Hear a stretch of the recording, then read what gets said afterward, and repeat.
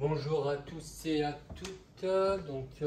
Petite capsule vidéo, en fait une nouvelle série, c'est une nouvelle série de capsules vidéo en rapport avec un nouveau chapitre. Il s'agit d'un chapitre qui va nous donner les outils pour prévoir l'évolution d'un système chimique. D'accord? Donc un chapitre qui va nous permettre de nous fournir des outils afin qu'on puisse prévoir l'évolution d'un système chimique connaissant les conditions initiales. Alors, dans cette première capsule vidéo, on va dans un premier temps illustrer la notion d'équilibre chimique à l'état final. Donc, la notion d'équilibre chimique à l'état final d'un système chimique. Pour illustrer cette notion, on considère la transformation chimique modélisée par l'équation qui est au tableau. Donc, le diazote N2 qui réagit avec le dihydrogène, donc H2, pour former de l'ammoniac à l'état gazeux, donc NH3. Alors, première chose, la notion d'équilibre chimique existe uniquement pour les transformations chimiques non totales. Donc, uniquement pour les transformations chimiques non totales. C'est le premier point à signaler. Et de quoi s'agit-il?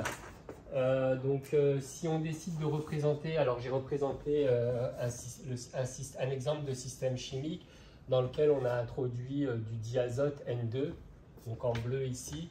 Et aussi, on a aussi introduit un deuxième réactif, le dihydrogène, les carrés en noir ici. D'accord? Alors qu'est-ce qui se passe lorsqu'une molécule de diazote va rencontrer trois molécules de dihydrogène? Il va se former, donc vous avez vu le sens de la réaction dans le sens 1, il va se former deux molécules d'ammoniac qu'on a représentées ici en rouge par des ronds rouges. Alors, première transformation chimique, je l'écris au tableau dans le sens 1. Donc, il va se produire l'équilibre, l'équation va être déplacée dans le sens 1, il va se former donc deux molécules, alors je détaille, deux molécules d'ammoniac.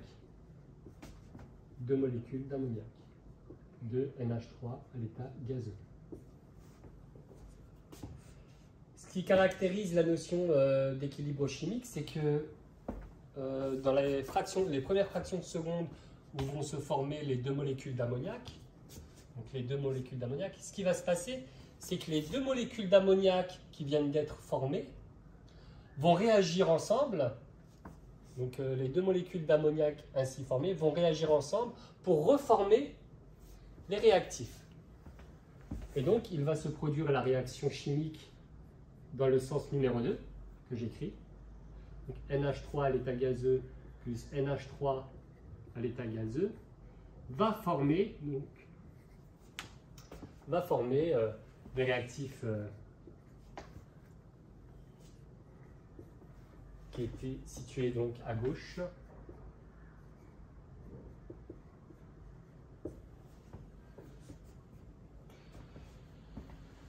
Une fois que dans les fractions qui suivent, c'est vraiment en fractions de seconde, on n'évoque pas trop la cinétique dans ce paragraphe-là.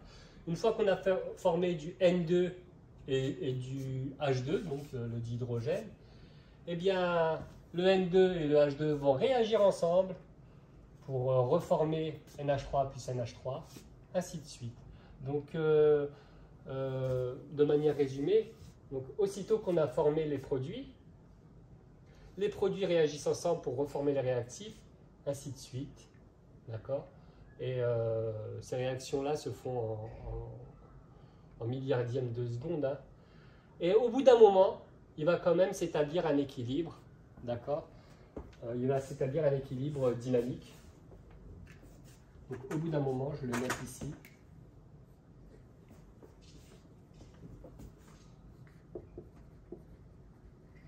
Au bout d'un temps suffisamment long, je n'écris pas tout, j'en dis beaucoup à l'oral. Au bout d'un temps suffisamment long, il va se produire un équilibre dynamique. Alors qu'est-ce que ça signifie un équilibre dynamique? c'est-à-dire qu'on va arriver à ce qu'on va définir comme l'état final du système.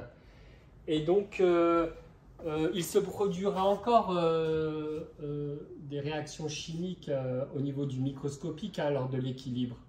Mais il y aura un certain équilibre qui fera que les quantités de matière des entités chimiques présentes dans le système chimique, donc les quantités de matière des entités chimiques présentes dans le système chimique n'évolueront plus, d'accord, n'évolueront plus et resteront stables dans le temps.